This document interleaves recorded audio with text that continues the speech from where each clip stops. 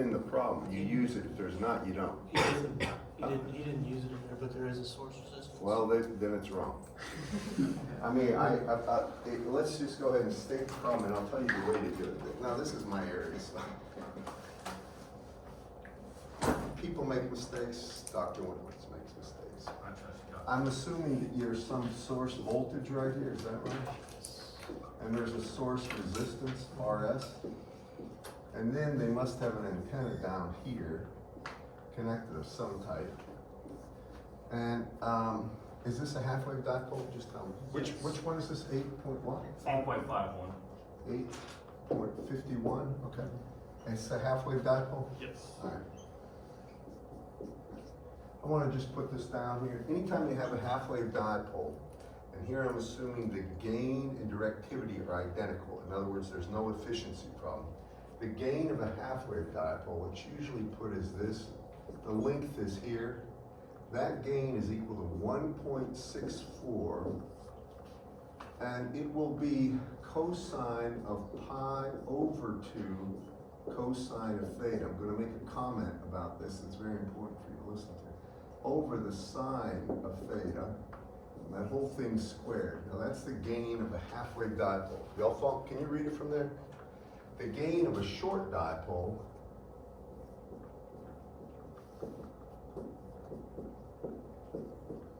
is equal to 1.5 times the sine squared of theta.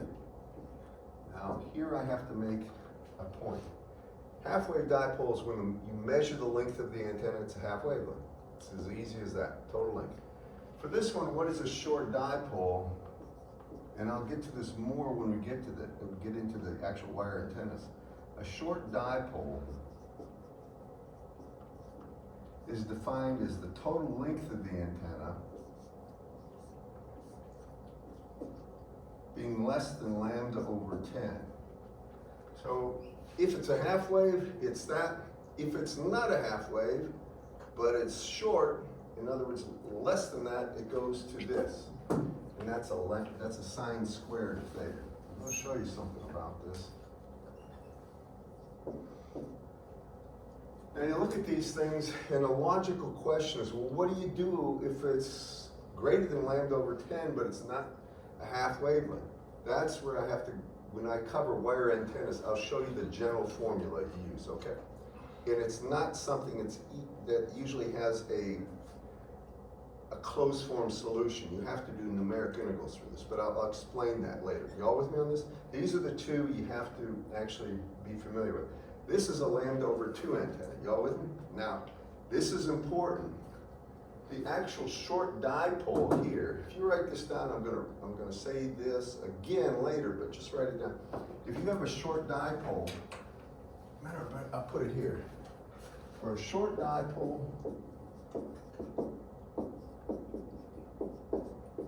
that's where the length is less than lambda over 10. That's the threshold, but to be frank about lambda over 8, you know, that's 10% of a wavelength. If it's about maybe 12, 15%, 20%, it still works very close. A short dipole will do it. We'll see why in a second. For a short dipole, the radiation resistance is equal to, and this should be something in your book, it'll be 80 pi squared, and then it's the length right here of the antenna over lambda squared. So this is the way it is, and I'm going to give you a specific example. Remember, radiation resistance has to do with total power radiated. Everybody with me on this class? How many know what I'm talking about? Right? Are you with me? It's very important. So let's give an example of this. Let's go to the limit. Let's say L is equal to lambda over 10, and take a look at the largest possible value of radiation resistance. That's as long as legally we can say it's a short dipole. With me?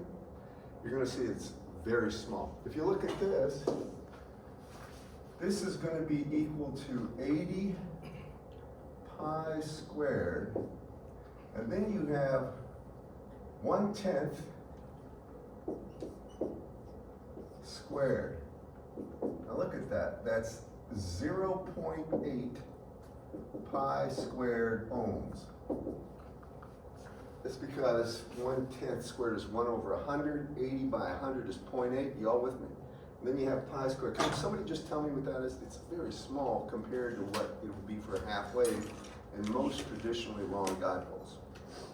7.896. All right, 7.896 ohms. Now remember, I should make that one meter, ohms. In general, the radiated power for an antenna, if you know the current, and I'm going to put this P radiated, which sometimes they have as P transmitted, is equal to 1/2 the radiation resistance times the magnitude of I squared. So, for a given current, just go with me on this one, this is going to have the smallest amount of radiated power. Now, if you take a look at from a short dipole, and I'm going to put it down here, to a dipole that is lambda over 2 in length, and we'll have to get to this, the actual antenna impedance, and I'm going to call it Z antenna, is equal to about 73.2 plus J42.5 ohms. Now that's, I gotta tell you, there's a lot to be said about this. So it means the antenna, if it's an exact half wave dipole, and you might want to make this note, exact.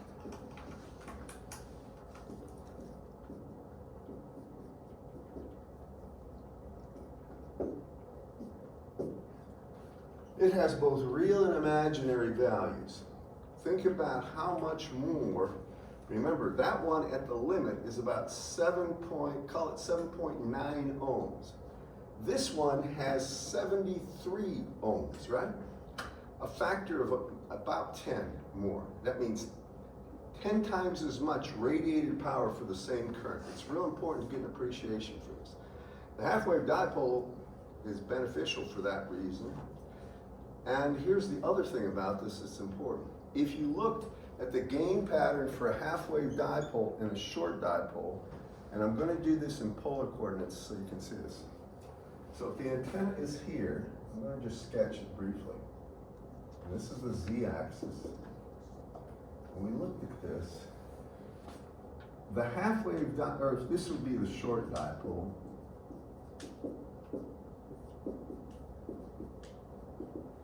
And what'll happen is for a short dipole, you get something like this. I'm gonna, just flop it on edge. And the peak value for a short dipole is 1.5. This would be the directivity or the gain. And this is the polar plot of the gain. Everybody follow me on this one? I'm trying to give you some contrast and appreciation for what's going on. So now, if you take the half-wave dipole, it almost is the same thing. There's one difference. First of all, it's a bit narrower. I'm trying to show you this. And the peak value is not 1.5, but 1.64. Now, what that means, and this is real important, if you look at this functional form right here, you see this thing right here? That's almost the sine function. And it goes to a value of 1 when theta is 90 degrees. I want to get your attention on this one. Almost the same patterns. Can you all see that?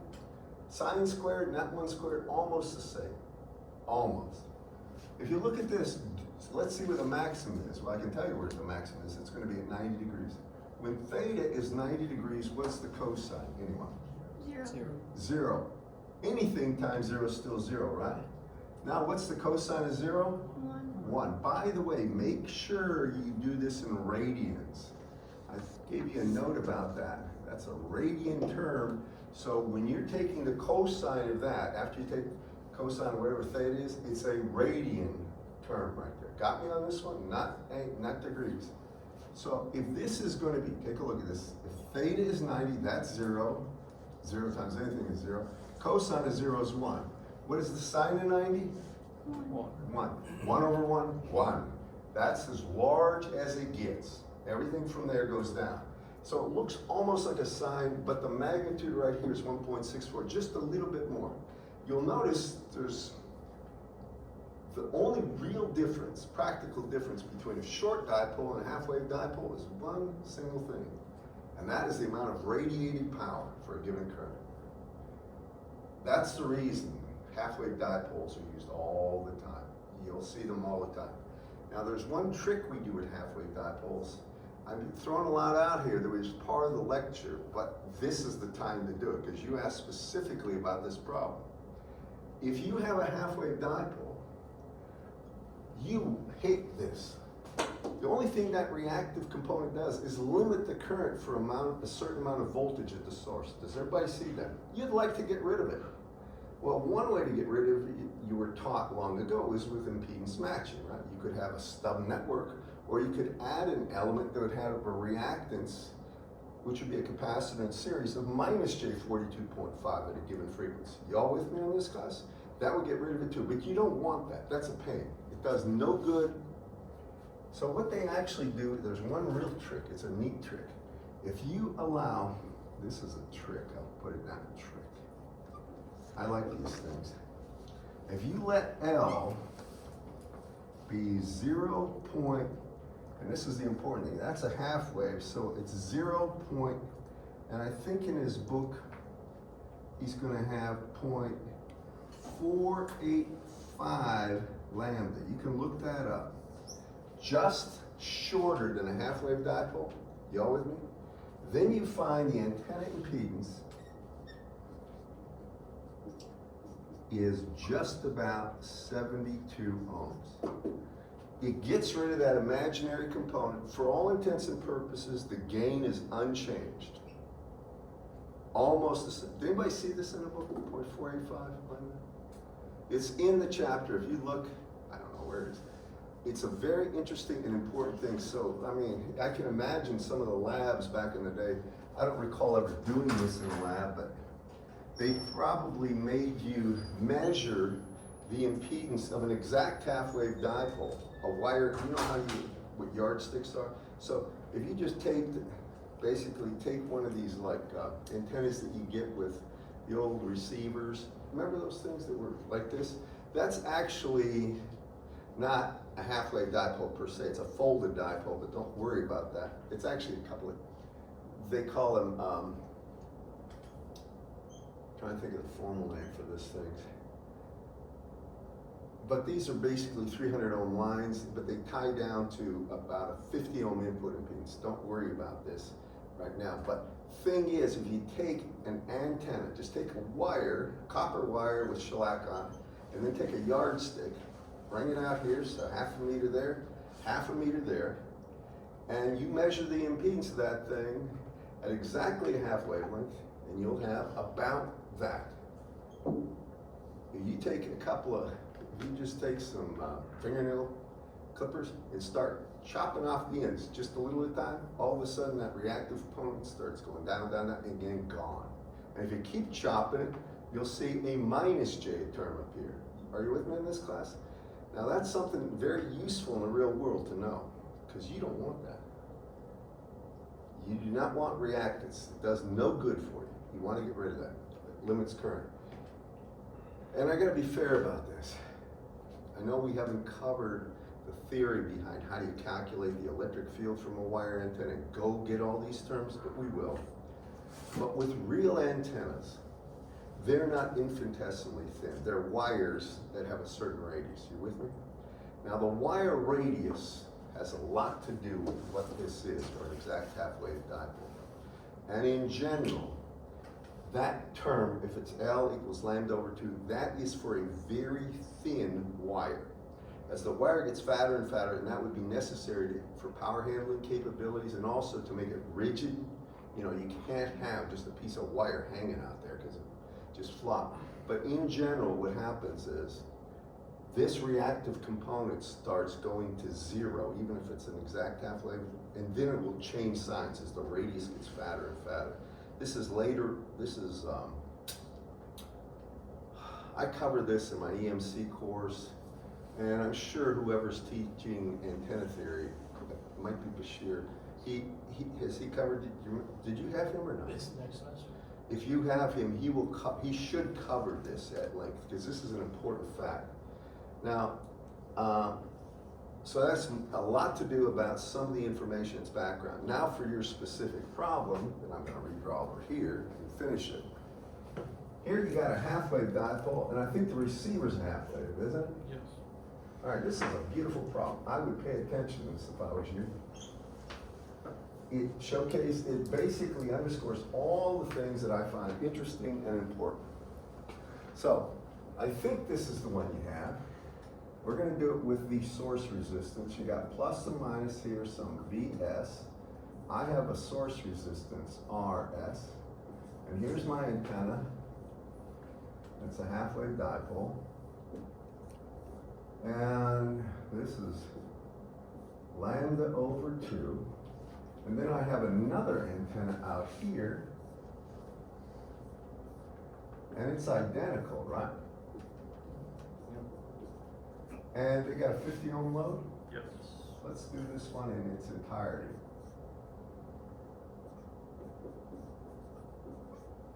And I'm going to go through each stage of this. I'm going to need this board, so I'm going to erase some of this.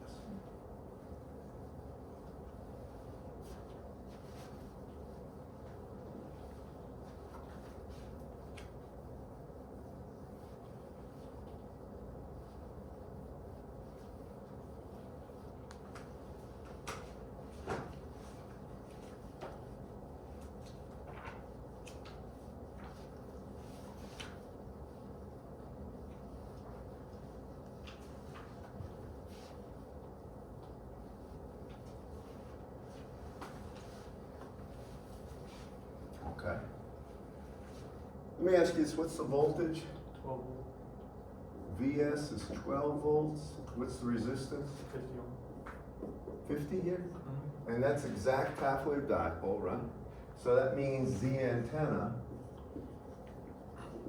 would be equal to 73.2 plus J 42.5 ohms. It's an exact half-wave dipole, correct? Right? This is R equals, how far? 100 meters? 100 meters. We're gonna go through the whole 9 yards in this, and I'd be very attentive if I was you. I'm gonna get, first of all, the power density here. I'm also gonna get, and we'll show you this in a second, I'm gonna get the total power received. Then I'm going to draw the circuit, the equivalent circuit of the output, or of the secondary circuit. It's going to have plus or minus VOC, that's the open circuit voltage. And then I put Z antenna here, which is going to be 73.2 plus, and then you'll have an inductor here with J 42.5 ohms. I'm just putting these in as elements so you can see how it's a series connection, everyone. Y'all with me on this? And then here's my load right here.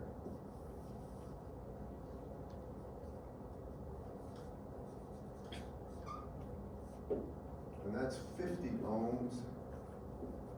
And you'll want things like the voltage across the load, the power, the current, and such. Y'all with me? So you don't include the source voltage in the open circuit and the equivalent circuit? Or the source impedance? Yeah, you do. The antenna's impedance is 73.2 plus J. This is Z antenna right here. You have to put it in series. This is the equivalent circuit. This is Z antenna right here. And because it is a half-wave dipole, it has an antenna impedance of 73.2 plus J 42.5. I was talking about for RS. Like you don't include RS in that? Yeah, but we're here. We're not there. Oh. Everybody follow me? We're at the end. We're at the circuit's going to get hit by the signal. Can everybody follow me on this? If I said something that was unclear, I mean, how many understands? I gotta be sure about this. You good with that? All right, let's go back here. Now, what he's asking about is an equivalent circuit for that source, and I'll do it over here.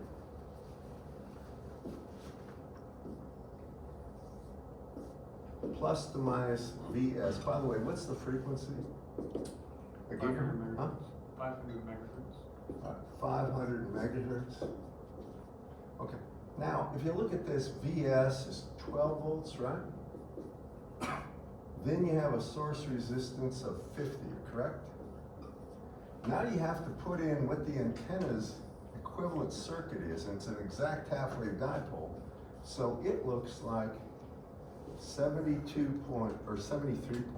I say 72.3? 73.2, that's what it should be. And again, it's, 73.2 plus J, and then there's going to be, I'll put it down as an inductive impedance here, J 42.5 ohms. And what I really want out of this is this current IS. I'll stop for a second. Does anybody follow me on this? That's the goal. We've got to find that current to get everything. Everybody good with this? I'm always, I see her writing, and I see you writing, and I'm always trying to slow down enough so everybody gets this.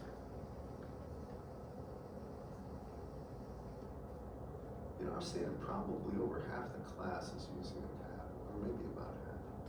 1, 2, 3, 4. I don't know if you're using or just looking. Are you taking notes on that? Okay. All right, about half the class. It tells me where this place is going. Maybe I need to do this. All right. How do I get IS, guys? It's the voltage over all the resistances. Right. So it's going to be that source voltage. I'll just put down the values, 12, right? And then it's over 50 plus 73.2 plus J 42.5. You really don't care about anything but magnitude. So you got to take 12 divided by the square root of 123.2 squared plus 42.5 squared. Are you all with me on this? It's a magnitude of that. What did you get? 0.092. Okay. Just as magnitude. 0.092 amps. 92 milliamps? Okay. I'll let everybody see that. Y'all get that? Okay. I've got that. Now, after that, I need to get the total power radiated. You all with me? Now, to get that, you have to see what the radiation resistance is. That's the radiation resistance, the real part of the antenna impedance. You good with that? So now I say, well, P rad or P transmitted, right here is going to be 1/2, and here it's going to be R rad, the real part of the antenna impedance, times the magnitude of that source current squared. It's 1/2 times 73.2 times, this is just the magnitude of 0.092 amps squared. And can you give me that? I got 0.3103. Say that again. 0.3103. Yes, sir. Watts. Anybody confirm? Did y'all get this at all? It's a good problem. I really like this because it's taken into account everything. Okay, I've got the P radiated. Now, I've got the gain of this antenna. I didn't put it down, it's an exact half-wave, but I did put it in the notes, didn't I? So the gain of this antenna is a half-wave dipole. It's 1.64. And I just told you what that becomes at 90 degrees, right? Becomes 1. Remember, I'm going to put it down anyway because you may not get a 1. You might get an angle that's like 60 degrees. And you might get an angle like 60 degrees or 30 degrees. Put in your notes. Hint. So in this case, it's 1.64 times the cosine of pi over 2 cosine of theta. I would give you this, I don't expect you to remember it this time, over the sine of theta squared. Now remember, that business is squared. At 90 degrees, it's 1, 1 squared is 1, it's 1.64 is the gain. Dr. B, did you say you would give us that equation? Yes, Okay. now I would.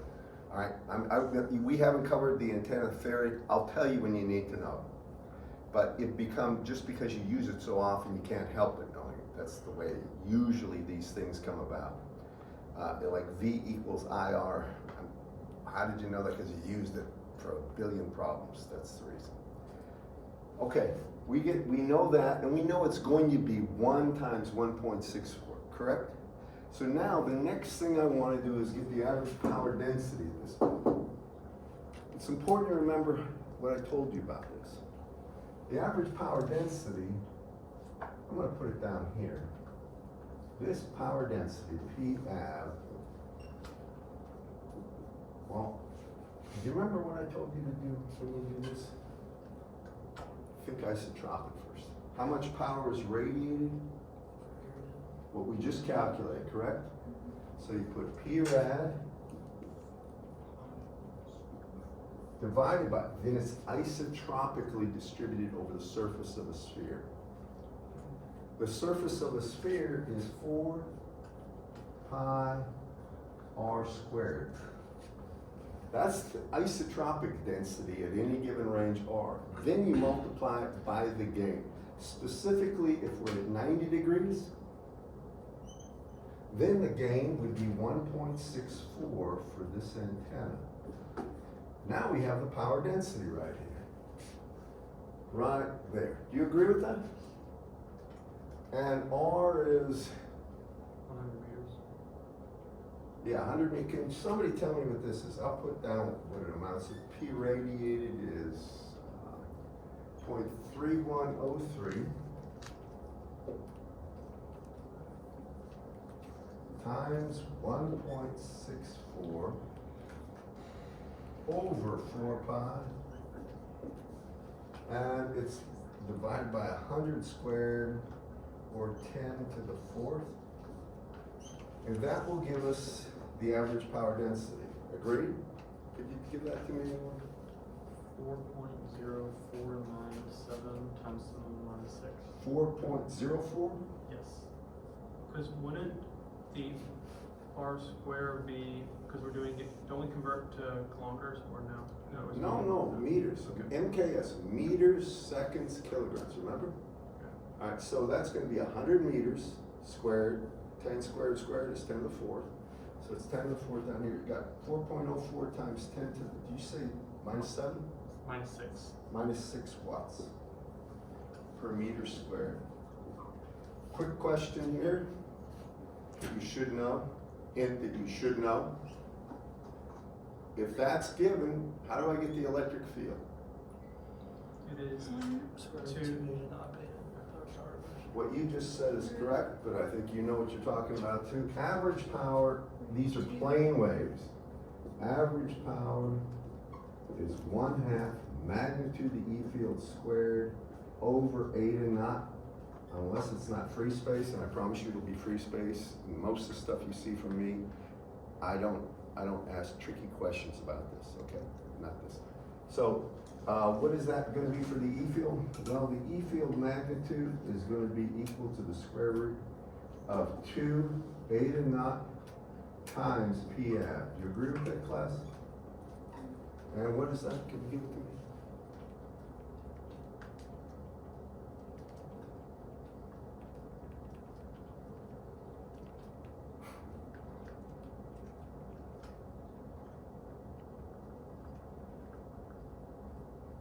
Anyone? I've got 0.055. 0.055? Yeah. And that would be volts per meter. Anybody confirm or deny that? You got that? Good, good. Thank you. With me? All right. And if I'm not gonna write it down, but if I wanted the H field, what would I do? Divide by 8 or not. Oh boy, that's good. Make sure you don't mess that up. Okay? All right, we're getting there. Now, how do I get total power received? Remember, there's a concept called the electrical size, aperture. Do y'all remember that? All right. So what is the aperture? The electrical aperture was equal to what? Lambda squared over 4 pi times the gain. It will be the gain of the half-line. Both of these are identical antennas, right? You'll notice the waveform sitting is broadside at 90 degrees. If it wasn't 90, then you would have to change the gain accordingly, all right? For instance, if I took this antenna and I tipped it so it was at a 45-degree angle to the vertical, then you would have to go ahead and change the gain. Do I have a gain calculation here? Bottom left. Bottom No, left? underneath the circuit, right ahead of you. Underneath the circuit, right there. Oh, yeah, yeah. You would have to change this to 45. I'm just making a point here, right? If that antenna is tilted, you always look at the angle between the actual radiated beam, or you could say the radius vector from the 2 points you're talking about, and the center of the antenna. And by the way, this is always symmetric. So if it's 30 degrees from the top, it's basically the same thing as 30 degrees from the bottom of the gain. Or you could say 30 degrees, let's do it this way. 45 degrees from the top is the same thing as 135 degrees from the bottom. They'll be the same. Everybody follow me on that? These gain patterns will be symmetric about the center. So what that means is, well, I'm gonna just stick to this one. When I want the total power received, I need to calculate this. And so it's gonna, the gain is 1.64. I can leave it as that. I know it'll be the same because it's coming in normally incident. It's divided by 4 pi, but here I need the wavelength and I gotta square it. So how do I get the wavelength? This is free space, so isn't it W over C? It'd be C over F, right? Correct? Velocity over frequency. 3 times 10 to the 8th over 5 times 10. In this case, It's 0.6. 0.6 meters. Meters, correct, class? All right, back to this thing. So that means this would be 0.6 squared. And what is the aperture? I'm very curious. 0.047. 0.047. The units are meters squared. Y'all with me? Trying to be real clear about this. Now you need the electrical size. That's how you get it. I'm not giving you that formula. You gotta know. Everybody hear that? You need to know that aperture formula. So now, that said, how much is the power received? Well, we know the power density on the second antenna, right? And we know how big it is electrically, right? So that means power received on the second antenna is what? It's just the average power density incident on that antenna times the electrical aperture, and we've got the power density somewhere. Right there, average power density times the aperture. Can you tell me what that is? 0.0026. And that would be watts, not watts per meter squared. Got that, class? I'm going to slow down for a second, let everybody take notes. I can't write that fast on those tablets, by the way. My writing is horrible to begin with, but you know, there's a Microsoft app, and I forgot the name of it, where it actually has some way of actually almost adjusting your penmanship so it looks nicer. But they don't support it now. On OneNote, when I write, it's horrible. I mean, I forgot the name of that thing. It had lines on it. It was really nice, but they didn't integrate it into the OneNote thing. All right, so we got up to the point where we have the actual power received. We're right here, right? Now, You see that secondary circuit over there? This is important. Everybody with me? Now we're about to get to the goods on that secondary circuit. I'm gonna erase this because that's what I need right there to go on with this. Mr. Baginski, are we sure power received was 0.0026? Pardon me? That's pretty good. That's what I was told. 0.055 times 0.047. 0.05. Well, no, if we're using P average, it should be 4.64 e to 10 times 10 to the negative 6. All right. So what did we get for this thing? Oh, my bad, I definitely would be. Let's get the right answer. Yeah, my bad. All That's the right, E-field hold on, times that. correct that. Correct your, Yeah. either your notes on paper or 3 e to the negative on 6. tablet. Did you hear this? You gotta correct it. What did we get for the aperture over there? The aperture is 0.047 meters. 0.047 meters squared, actually. With me, can you see it okay? I got it now. Every- The power received is actually 1.9 times 10 to the 7. 1.9, go ahead. Times 10 to the negative 7. All right, Watts, anybody confirm that? Say again? What do you guys get? Power average is 4.04 times 10 to the negative 6, or is it 4.64? Is that a 6 or a 0? It's a zero. Looks like a 6. Oh, It's a zero. Wait a second, what are you looking at here? Bottom right of the board. This is 4.64 times 10 to the minus 6. I agree with Oh, I thought Nate. I thought you wrote 4.0. I agree. No, I'm with Nate. sorry, 6. I got 2.1 e negative 7. Can you see it okay? I think if it's 4.64 e to the negative 6 times 0.047, I got 2.1 e to the negative 7. 2.1? Yeah, 2.18 times Oh, 10 to hold the on, negative 7. 2.18 That's not what we. times 10 to the minus 7 watts? Yeah. Okay. You didn't get that? It's 4.04 I got negative 6, 04. which Hold on, what is Yeah. what, this? Yeah. No, no. The Bottom E- right, Yeah. wrote 6.4. It's The calculator said 0.4. 404. Ah, That's what I saw. hold I on, got sorry. Is that it. 4.04, hold on, 04 Zero. times 10, minus 7. Minus 6. thank you. Alright, then my 1.9 was right. Yeah, 1.9 e negative 7. And it should be watts per meter squared, that's PF, right? Yep. Yes. All right, back to this thing, PF times this, what's the answer? 1.9 to the negative 7. Thank you. Got it. And this is watts, okay. Glad we got that straightened out. So now, the final part is, we took care of the source basically from the source, we get the current, from the current, we get the total radiated power. Based on the gate, we get the power density on the second antenna. Once we have that, we figure out the total amount we find at the E-field nature, if asked for, right? And then you find the total power received, so you need the electrical size, or lambda squared over 4 pi times the gain. With me? Lambda squared, y'all with me on this one? All right, now once we have this is the final bit of this thing. Now this is the actual receiver circuit. Receiver, I call it equivalent circuit.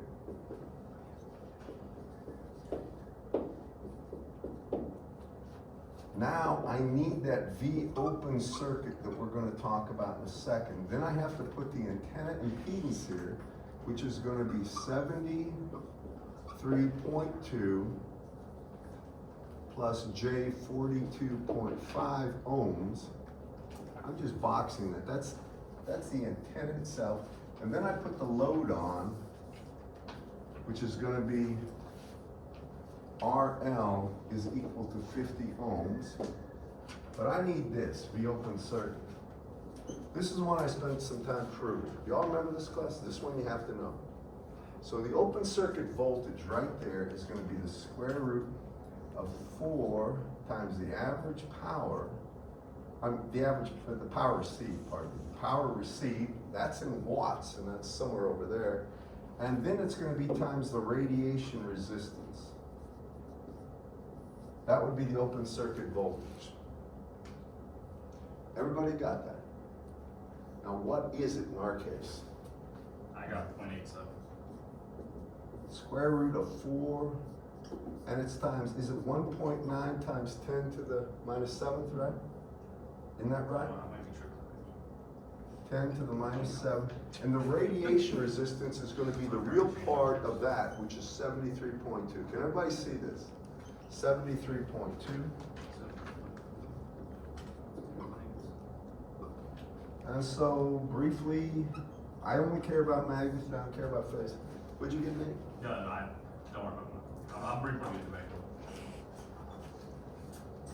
Elijah or Adam? Or I got you. I got 7.46 times 10 minus 3. 7.46 times 10 to the minus 3 volts. Anybody confirm? You got it, Elijah? Yes. You got it, Ed? All right, everybody okay with that? Now, after that, it's done. At that point, I don't care what I ask for. You guys can get it. At this point, it's a joke. You got a series impedance, another series, load, right? What does that ask for? Voltage first? I don't know. It only asks for the load voltage. What? It only asks for the load voltage. Well, we'll get the whole 9 yards here. So if I want this voltage, now you can go ahead and get the current first if you want, but isn't it just voltage division at this point? Yep. All right, so this is gonna be this voltage, and I only care about magnitude. It's gonna be 50, right? Over 50 plus 73.2 plus J 42.5. And you have to multiply that whole thing, just take the magnitude of the bottom one, times this VOC. I suggest you all try this to make sure you all get the right answer. This usually is a problem. I'll tell you this much, for some reason that J doesn't stick out, and people just add them up. Warning, it's not true. You add the real, you get 123.2, and you square it, and then you take plus 42.5 squared, take the square root of that to get the magnitude. Everybody got me on that one? What is this? What do you get for the V load? Huh? I think it's 2.9 millivolts. Well, let's calculate this shit, because we've had a lot of questionable answers. Suspect. Hey. Aren't you glad that surgeons don't do this? Oh. Well, that's why surgeons have an entire room of medical professionals when they work. Okay. Usually there's 2 surgeons at most, and the rest are just nurses and support people. But if they cut the wrong artery or something, you're the one that loses. I got 3.832 times 10 to the negative 1. 3.83, did you say? Yes. Times 10 to the minus 1 volts? Is that right? Is that right? So y'all got I got 2.9 millivolts. I got that. I got 2.9. All right, I'm gonna bet it had something to do with this J term. all I'm gonna bet on that. As a betting man, I've seen this happen too many times. Remember, you gotta take the real values, add them together, then square that number, add that to the imaginary values, magnitude that's squared, and take the square root to get the magnitude of that impedance. You all with me, class? Now, I warn you about one thing, I see this. I'll see people that takes, say it's 123.2 squared, add to it J 42.5 squared, and they get a minus 42.5 squared. That's wrong. Y'all with me? It's strictly magnitudes of the real, magnitudes of the reactive, squaring each square root. So what is the right answer, anybody? 2.9 2.9 millivolts. times 10 to the negative 2.9 times 10 to the minus 3. 3 volts. Is it, anybody confirm or deny? That's what I got. All right, that's voltage, not done yet. What? Just for the people who are using the TI-36, if you go to the complex, there's a magnitude function that will just give you the magnitude. Who has the 36 in here? Warren, he does, you do, y'all hear that? If you- Magnitude Yeah, function. if you just hit second and go to complex and scroll down, there's something that says magnitude, and you just plug it in, it'll just give you magnitude. It's good to know. All this stuff is information. It's useful on a quiz or a test. Now back to this thing. I'm not done yet. How do I get the power? Or how do I get the current, better yet? I always go for current when I want power. How do I get the current? Voltage divided by resistance. I got the voltage, I got the resistance, right? Might as well make it real easy. Just take VL over that load resistance, and that's my current in the load. Now, that said, how do I get the power in the load?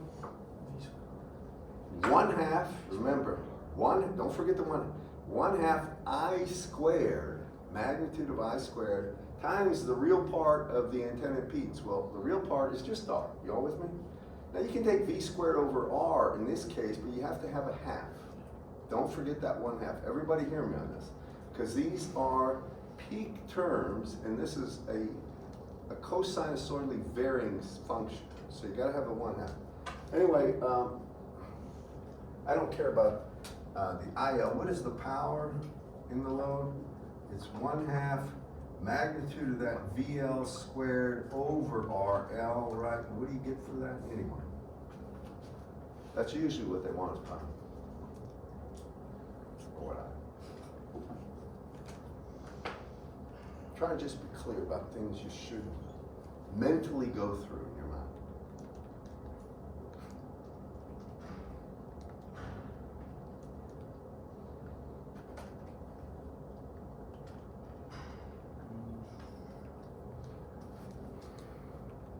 Um, 8.41 times 10 to the negative 8.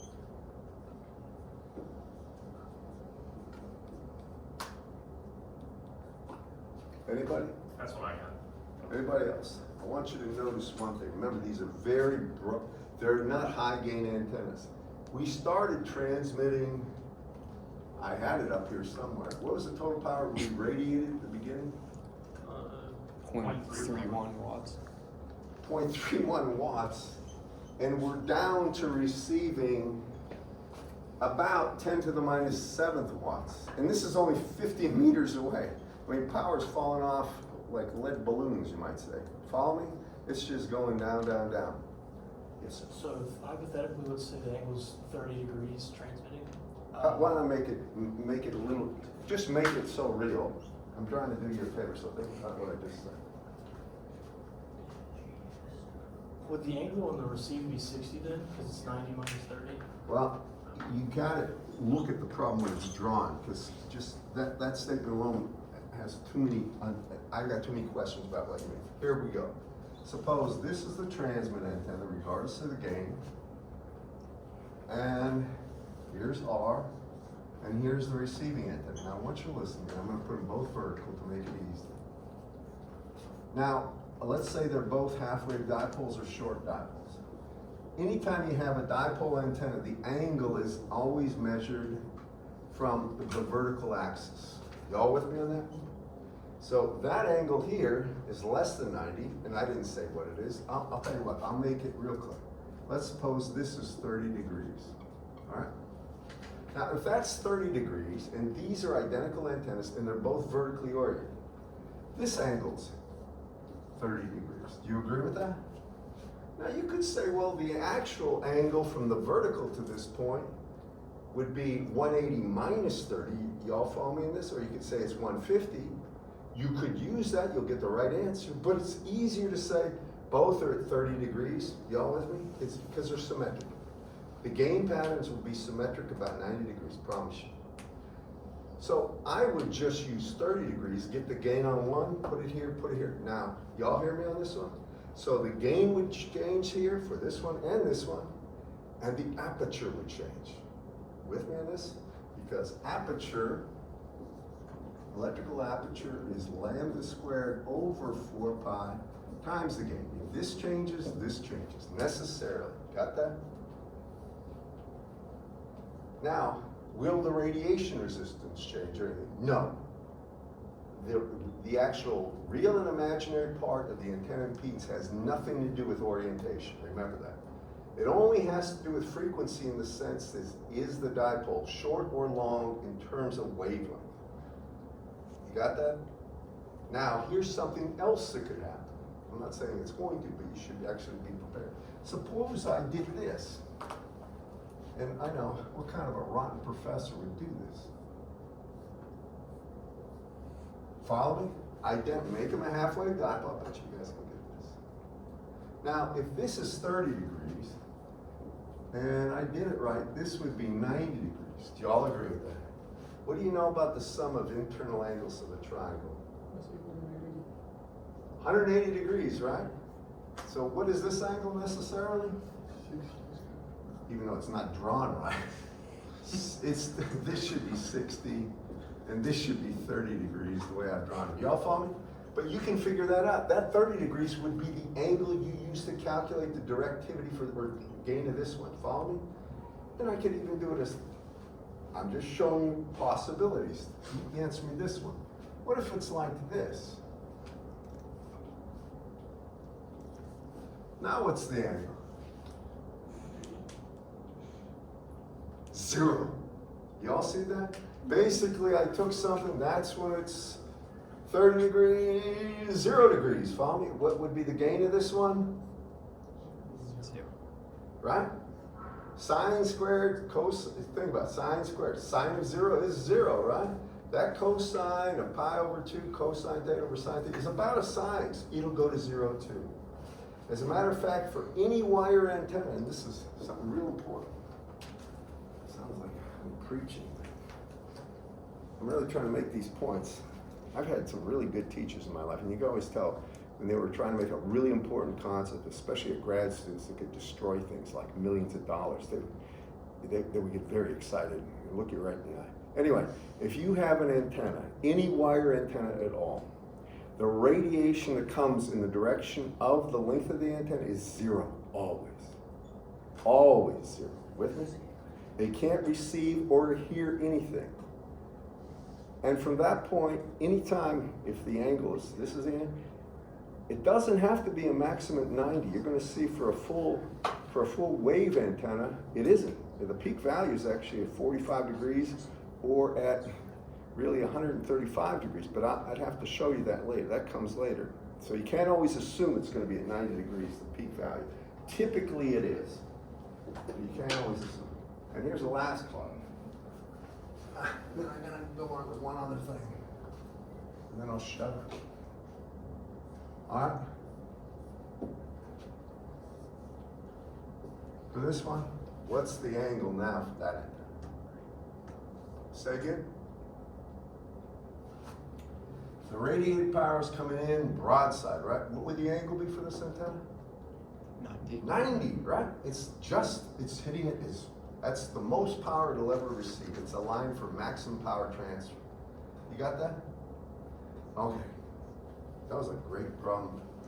I really killed a couple of birds with that one that I was going to cover. All right. I know you want the quiz. I'll give it to you now. I was going to go on about radar, but I will give it to you now. And so why don't we do this? How about this row? And there it is. Phil, you guys over there.